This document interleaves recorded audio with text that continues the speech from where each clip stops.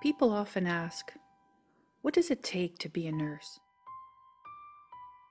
To be a nurse means you realize it's not about you. You see, it's not about you or I, what we think is normal, or what we've been through or not. It's about the lens of the person we're called to care for.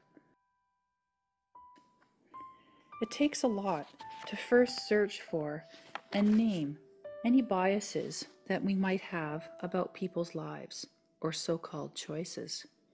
It takes even more to work to change them.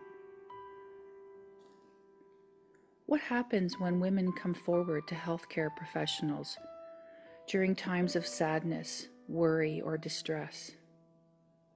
And how is the distress, worry, or sadness viewed or received? Nurses, by virtue of our position, are at the center of women's experiences with psychiatric hospitalization. And so what do the women themselves want us to know? What lenses are placed over top the women's voices? Are women believed? Are they heard? What leads to women being placed in psychiatric institutions in Canada? And what is their experience like? Whose voice matters? Whose voice counts?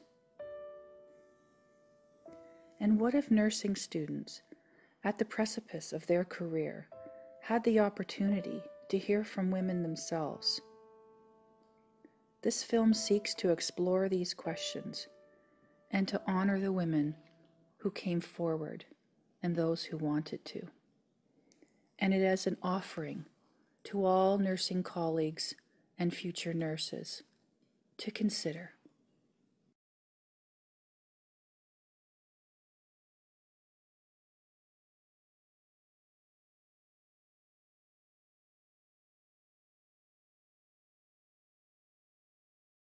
How do I describe my psychiatric hospitalization? It was lonely, and it was scary. Middle ages torture.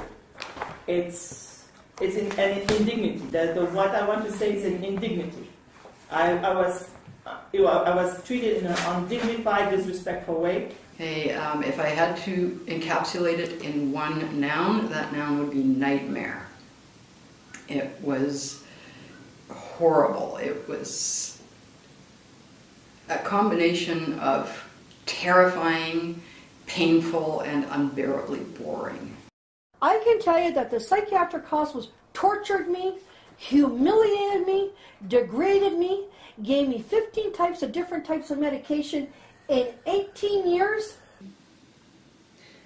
It was noisy and there were a lot of people yelling all the time. It was very difficult to feel any sense of peace with all of this chaos around, and change of regime, change of routine, change of freedom. Comment tu dirais ça? Je trouve que c'est un monde d'indifférence.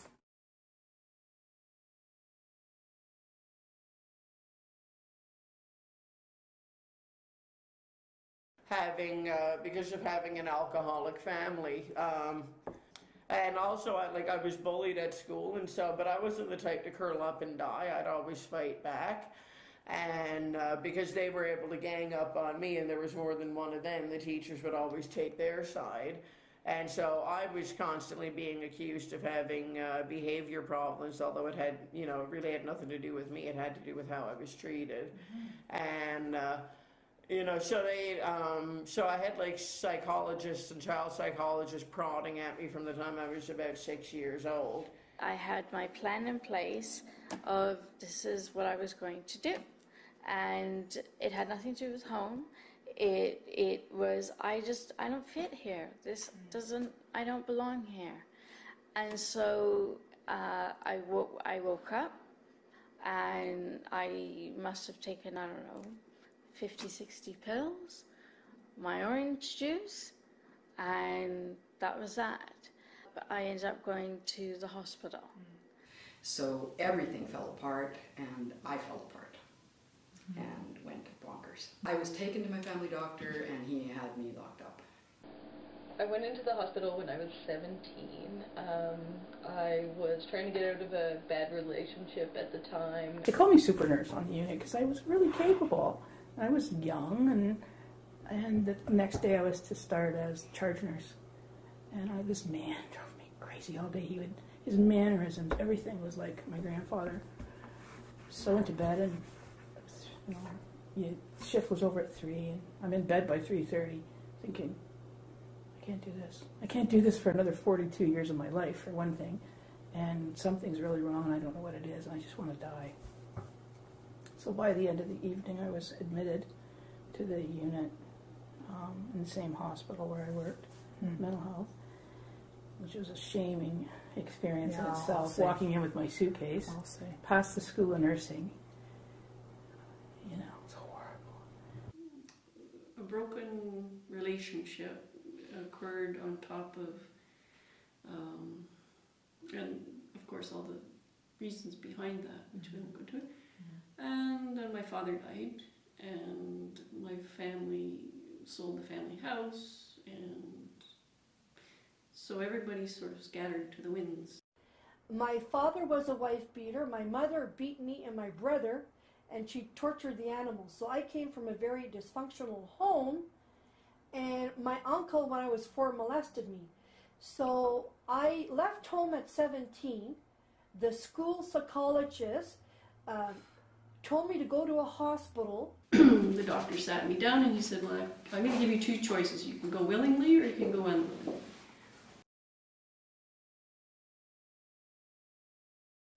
This is just the absolute frustration and anger and craziness that I felt being there. I would scream on the unit, but without making a sound, because you couldn't make any noise or you'd cause a fuss, right? I would never do that. So I screamed inside, just like this crazy... You could hear it inside. I could hear it inside. You could feel it. And that way, it was sort of an outlet, but not. They locked me in this room with nothing in it. Nothing. A chair. And I think one of those plastic mirror things that you can see on walls. I guess that's to protect you from hurting yourself. And they sat me in there for 3 hours, like isolation. It was unbelievable. I thought, wow, that's a great way to heal people. I felt like a caged dog. That they put me in a corner and they were caging me. Like, the bus shelter, that's how big the room was. And there was a bed there and a chair. And that was it. They take your clothes and they take everything that you have, and they put me in a room right behind the nurse's station so they could constantly be watching me, and you couldn't close the bathroom door all the way, and the room's just bare and really depressing. They forced the medication on me. I had to take it. My recollection is that it was 12 pills 4 times a day. I don't know if that's accurate, but it was a ketchup cup full of Haldols. I took many psychiatric drugs, 15 different types, and I emailed David Healy, who wrote the book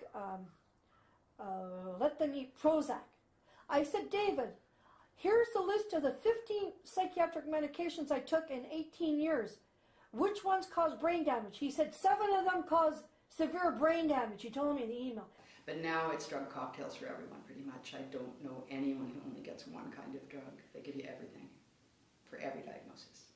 Because of the side effects, the drugs made me more hopeless than I had been.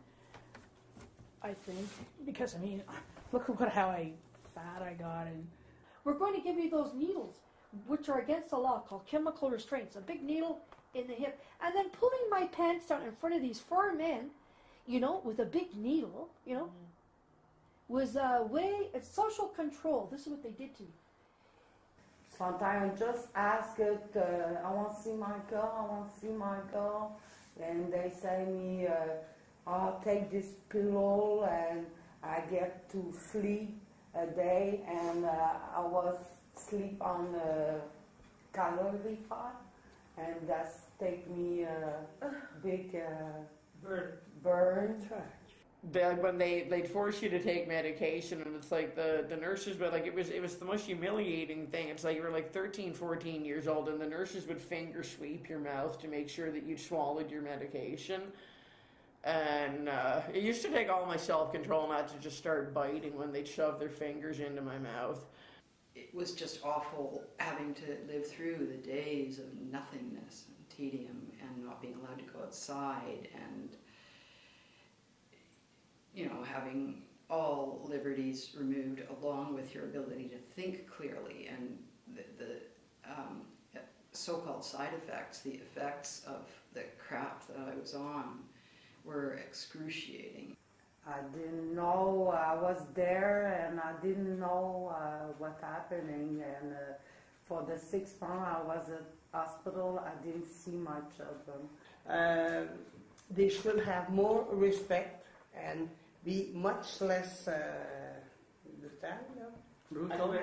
Brutal. Yeah. Because when they put us in that room under convention, we are in front of 12 or 15 men, and completely Naked.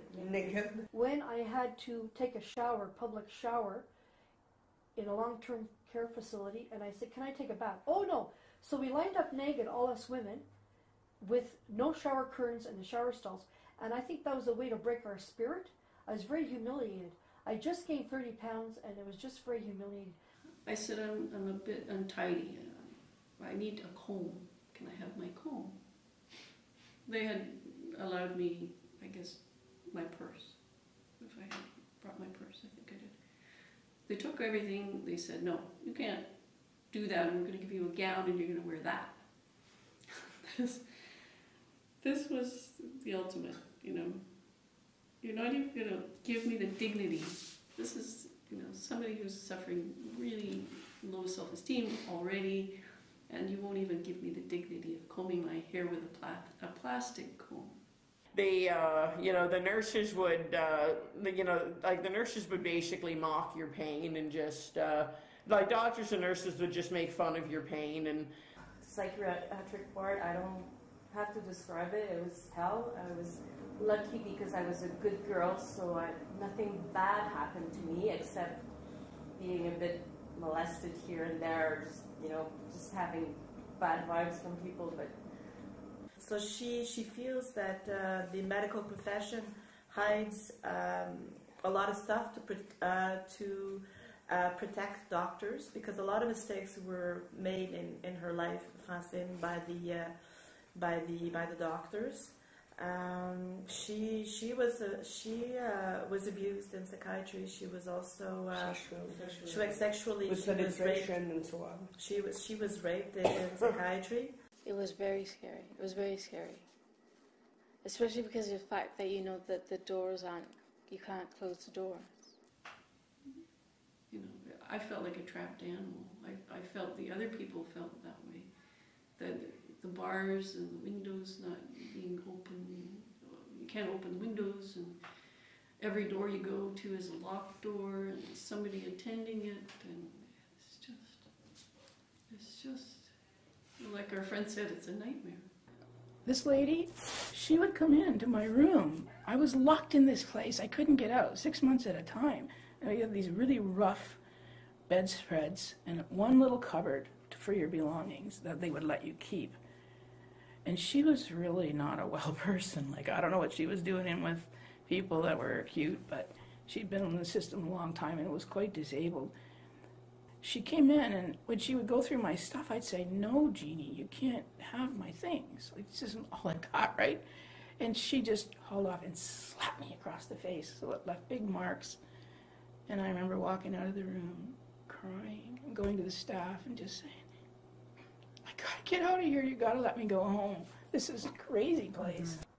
Well, I'm going to be very frank. They have the psychiatric hospitals, I call them psycho-prisons.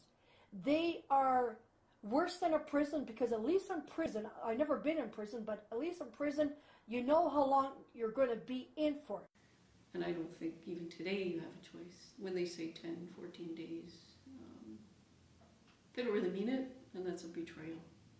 That is a betrayal. You sign something, and of course it's in the paperwork, and there's no escaping that. I thought I was going to lose custody of my children. I thought my boyfriend was going to leave me. I thought I was going to stay crazy for my whole life. And I thought that I was in prison for life. I wonder, what have I done? What did I really do? I'm a prisoner now in these hospitals when they sign me in, and I can't get out. And I'm treated like a bad person, like a prisoner. But I don't know what I did. You could only talk to the psychiatrist for like 10 minutes a day maybe, or every couple days.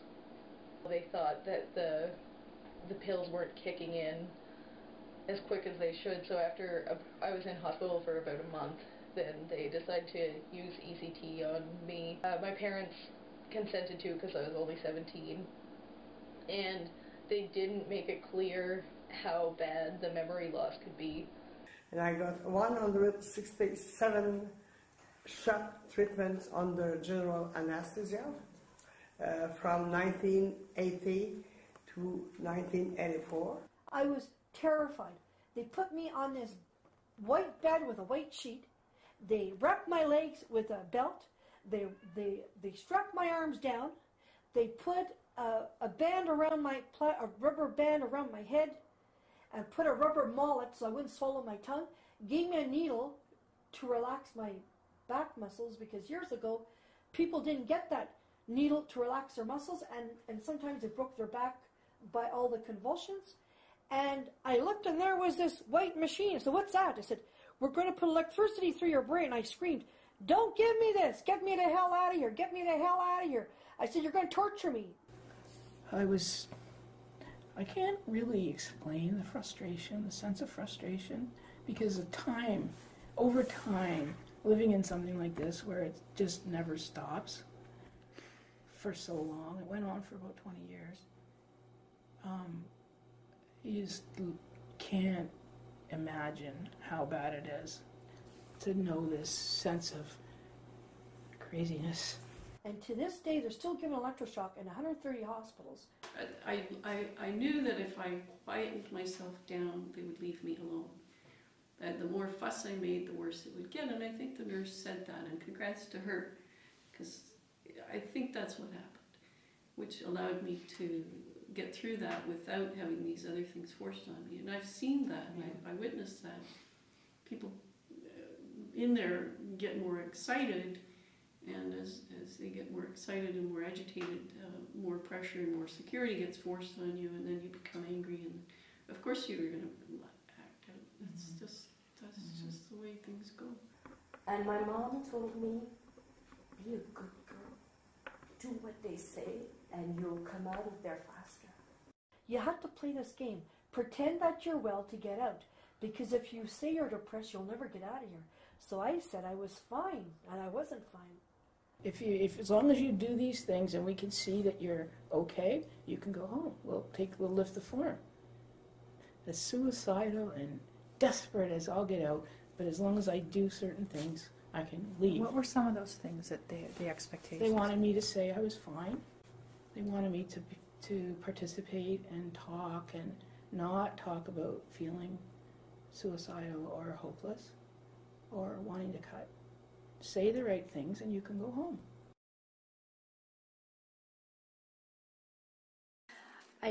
I didn't feel like it was because I felt like I was a criminal. Like I felt like I had done something wrong.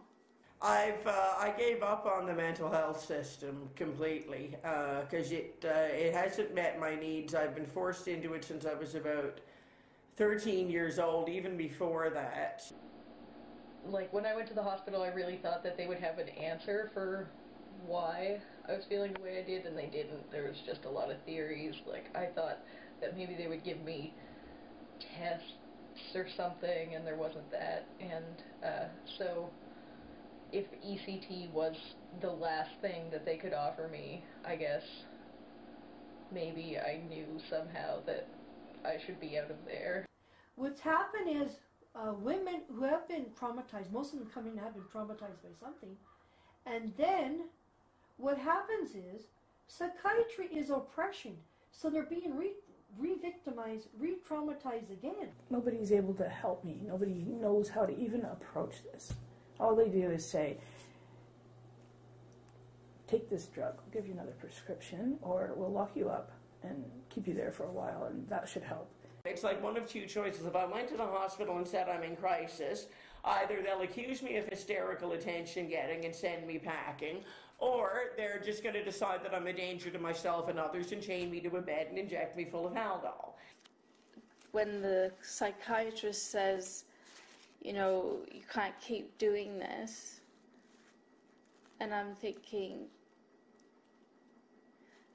so then you're not helping me get better, because you're blaming me now, but you're not helping me. And then you stick me in the in the solitary confinement, but I didn't do anything. Not helpful having locked doors, an atmosphere of shame and blame. It's your fault. Yeah. It's always your fault. You're the person who's refusing help. You're the person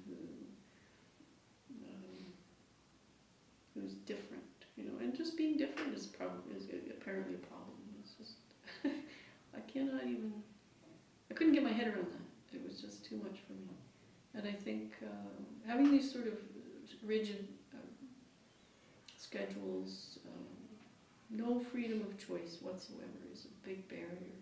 And the more they treat you like this and don't give you a voice and don't believe you, the crazier you get, the worse your behavior gets. So if we look at people that they label as borderline, who behave and behave and behave in bad ways we don't like, and we try to put constraints on them and tell them that they're, you know, what do you think it's going to do to the behavior? They're going to feel more boxed in, less believed, and it takes more behavior to convince somebody of something that is too hard for the patient half the time to even figure out.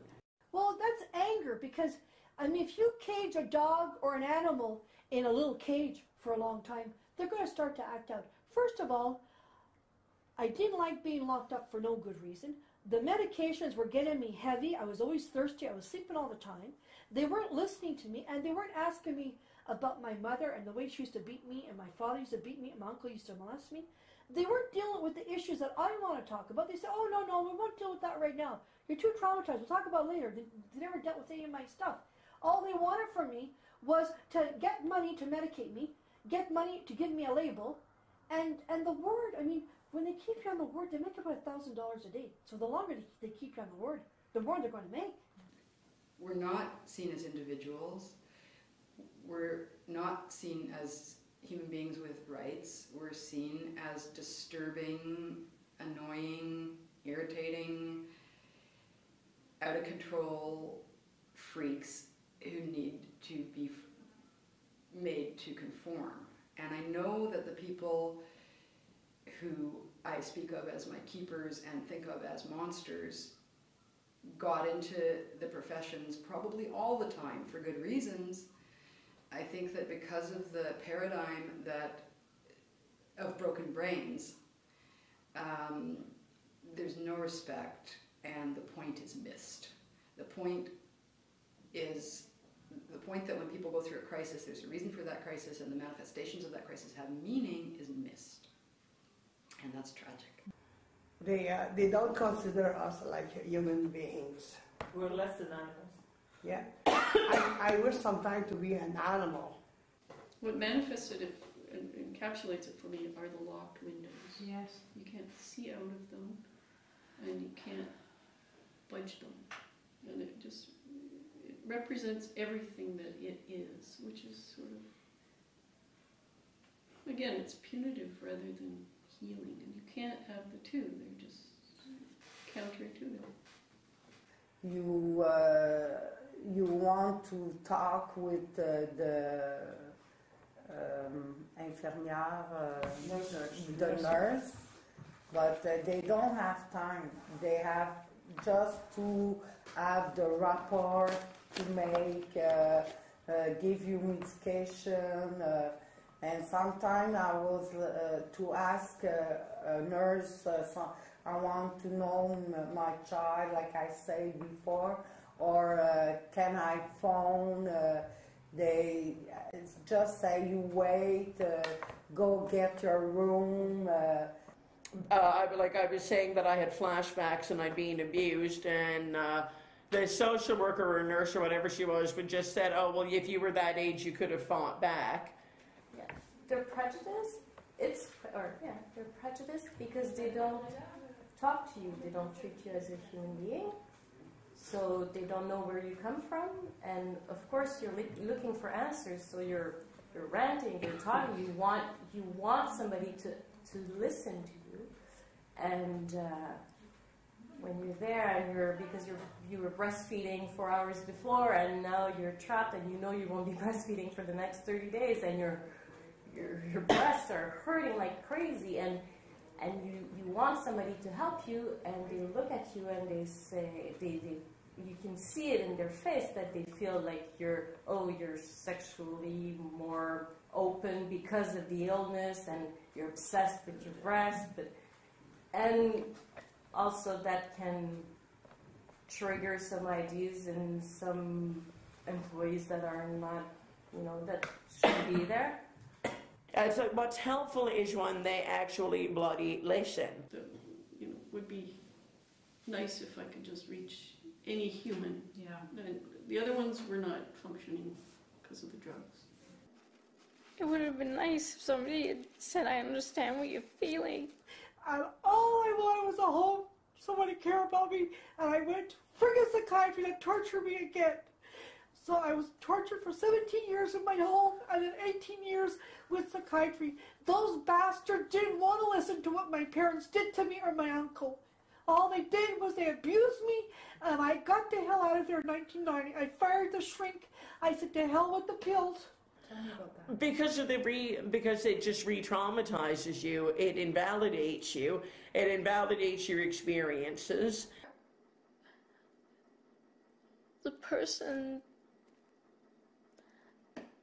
that's supposed to help you doesn't know how to help you. The other patients were very helpful. Some of the other patients helped me in all kinds of ways. We helped each other. We helped each other survive the experience, and it was, the positive interactions that I had with them were a lot of what made me want to get out rather than just want to kill myself. Well, the only helpful person I had on my ward was the lady that did the cleaning on one ward. She used to talk to me, Violet. She used to come around and talk to me. She was non-judgmental, non-threatening to me. The person who really helped me was a nurse. That night, that after the diagnosis, and I was imagining myself living the life that Michelle was describing in a way, having my children taken away. I thought about suicide, and it was the first time in my life, for real. And they had done that to me. And I was sleeping with my bathrobe, and I asked the nurse to put the bathrobe away because I knew I had the belt, and they wouldn't let me wear a bra, but they let me have a belt for the bathrobe. Needless to say, my breast was like. And she came to me and she spoke to me. She was the first person who actually spoke to me. It was nighttime, and it was after curfew, and I asked her, I'd like to talk, Nobody's talked to me. I've been here and I've been on pills, and she took me in the little kitchen for the employees, and we had tea together. Nina, the nurse, was my friend, and she was kind, and she listened to me, and she obviously had empathy, and I was so debilitated by the drugs that I couldn't wash myself, and she would come in the shower and wash me, and she was so humorous and nice about it, and I really appreciated her. When one of the male nurse, I presumed he probably had a child at home, brought me some ice for my breast, and he did it in a real, distinguished manner. That was helpful, you know. Giving me privacy so that because eventually I got my pump, my breast pump, giving me privacy because I didn't have any privacy. Our doors wouldn't shut down. They had windows on them. He put a towel over the window so that I could express some milk in privacy. But I mean, you know, the rest is just inhumane. So what helps is talk. You want to have somebody talk to you. You don't want to have somebody just kick you on the head with some medication. I didn't see the nurses and other staff so much as human beings as monsters, but that one woman was a human being, and I was really impressed. And she was young, and I do think that a lot of burnout takes place in that kind of job. The impact for this was devastation. It ruined me. By the time I was done my hospital years, I hated nurses and doctors, everybody to do with the system. Yeah. Life is not too great. I have a lot of memory problems from the electroshock still that I had in 1973. Because I lost definitely a few years of my life of memory. It was pretty horrible. I still don't have that back. And I can't learn anything new. Before electroshock, I had no problem in school. I was at the top of my class, and now I went to university in 95 and I couldn't remember what I was learning.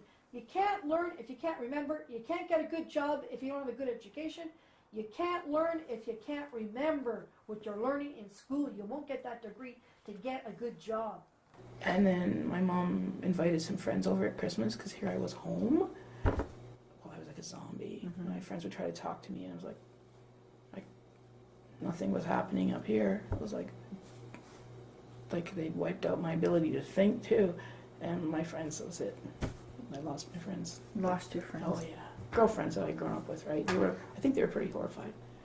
She says that she was really hurt by psychiatry. She was diminished, and then now she's stuck with that, and moins de capacité. This has reduced her abilities. I did. I lost everything. I lost my friends, and I lost potential for a normal life in my young adult years. It changed the direction of my life because it gave me a stigma. We lost the credibility in front of them.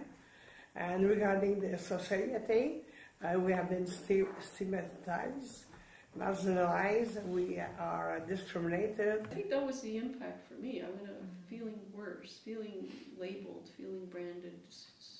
Everybody on campus knows now or something, you know, and behaved differently as a result of it because it was almost like self-fulfilling, you know. Well, now they've taken away my last shred of dignity, so it doesn't matter what I do. After I got out of the hospital, I felt really isolated, had a hard time interacting with people, and I felt really lost, and it was really hard to get back into learning and remembering. I was also on medication for a few years after I got out of the hospital. I was told that it was going to be something that I would have to do for the rest of my life, but I'm not on medication anymore.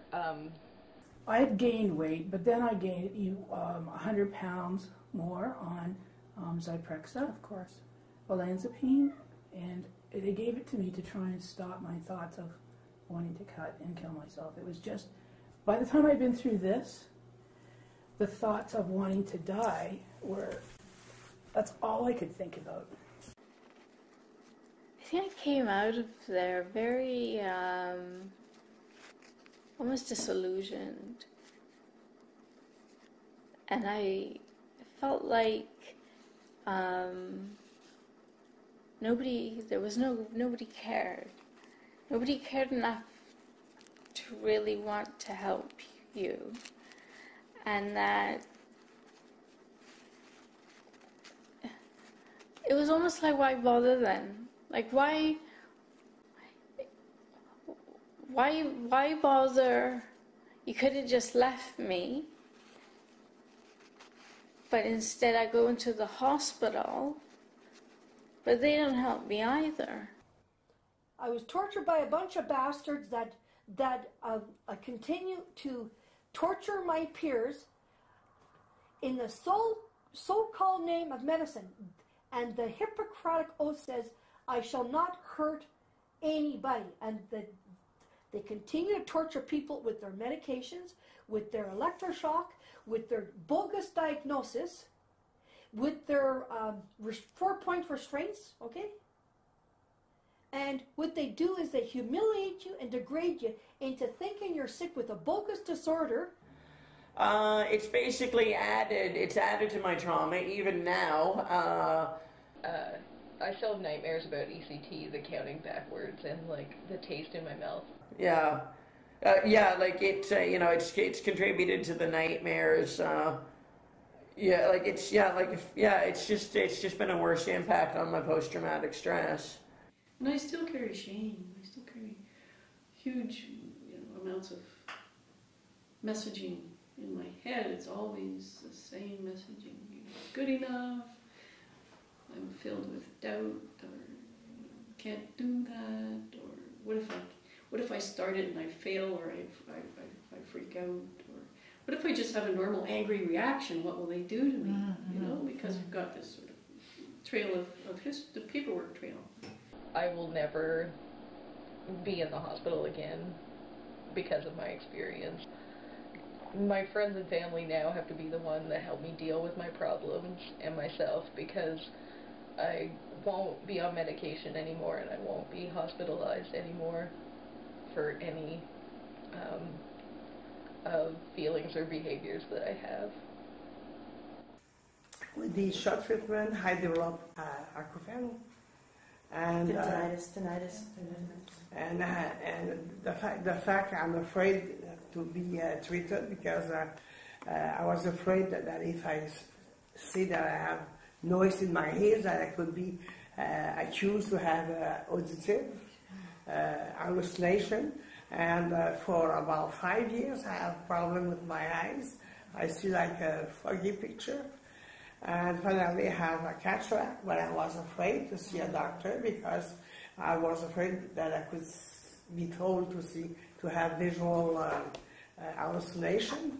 Having ECT and being hospitalized was a really bad experience for me, but it also gave me a purpose, because now I know that it's really important to have all experiences of ECT considered before people make a choice about having it, because shock therapy is something that can haunt you for a long time, and I don't think my parents could have been aware, or I could have been aware how much long-term effects there were, and I don't think that the doctors try to make it clear. But I think today I'm a people broken. I'm broken inside.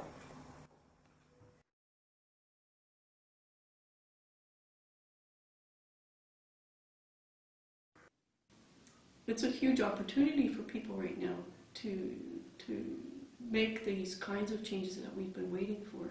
And now it's you. It's your time. What happens is you get into psych nursing because you care about people and you want to help them, and then you're working with all these people whose behavior you have to control, and you get jaded, and the kind of, it gets to be a chore, and because of the education that medical professionals get, which is kind of governed ultimately by the drug companies. If I could ask nurses anything, it would be to think about how they would want to be treated if they were in a position of someone who had been identified as mentally ill and was in the hospital, and really try to have compassion towards them. People in the hospital are in a vulnerable position, and they really need from nurses: empathy, support, and love. Think about, I would want to say to nurses, think about how it might be if you were the patient. Yeah, I think you don't know what it feels like to have yourself strapped down, totally, completely incapacitated, internally and externally, and at the mercy of other people's decisions around your life. It's not their life, it's your life. Caring for people should be with your heart, with your caring, your dignity, and remember, the person is not a label. The person is a human being that is traumatized, and they need your caring. And be careful of what goes around. Like electroshock is not okay, the pills are not okay, and the labels are not okay. Do try not to label people in your mind. Do have a sense of people's humanity, and their core journey is their journey, not yours. You're helping them find their journey. Like everybody can say before, to be human, and importantly to know the person, to talk with them. Pay attention to the people. Okay, if you're wondering why somebody is agitated and upset, if you see somebody, okay, maybe the fact that they're being handcuffed by the police and slapped around and being chained to a bed in restraints has them agitated. Like that would, you know, I think like anybody should realize that would be enough to agitate somebody. I don't believe that we're supposed to be highly medicated just because we're depressed. I don't think that we need to be tied up or put in solitary confinement because we appear to be a threat. But I just think that if there was compassion, or if somebody could just step inside the person's shoes and really try to understand why they feel like that, instead of making them feel like they're to blame and that they're doing, causing more work. Shutting people down is not help. Stop telling people that they need to be medicated when they're in distress. Let those things go. You know, the medication is a big piece of this. Once you medicate somebody, you're not getting the authentic person, you're getting the medicine, you're getting the drug, and you're numbing people to their experience. You're stealing from them. That's important to recognize. Really encourage nurses to just step right back and question everything that they do, everything that's said, every single thing that has to do with their job. I have to tell them that nursing can be a very good experience, but they should keep their eyes and their heart open and not listen to the doctrine and the brainwashing by psychiatrists who will tell them, Mrs. Brown or Mrs. Joe, she's a schizophrenic, she needs her medication, we think she needs electroshock.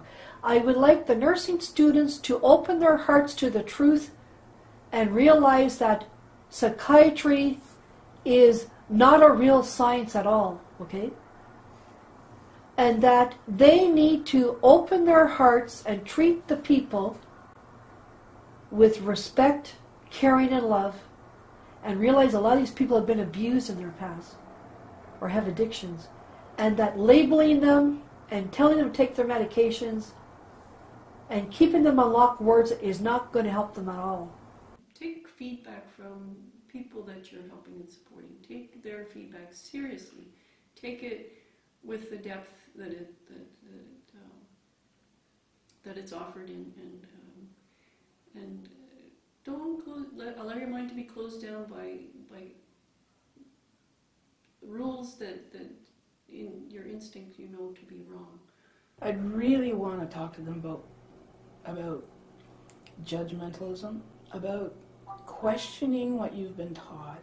You may feel like you need to say something to somebody who's going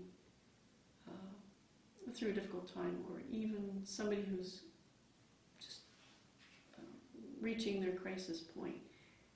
Listen to what they're saying at a deep level, and they will change just by that. They will find their way just through that.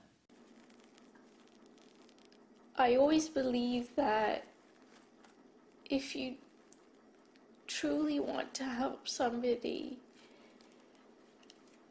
and care, then there's ways to do it without making a person feel like they're to blame. And I think that in today's world, we're so rushed and we've got to take care of this, that, and the other. And I just think that if you take the time to listen and really listen to what a patient is saying, or a person, then maybe you can have that empathy, and that will make them feel better. Things are perhaps getting a little better, but it's still the same. Still the same thing. What does it take to be a nurse? The women whose narratives now fill our collective consciousness have told us.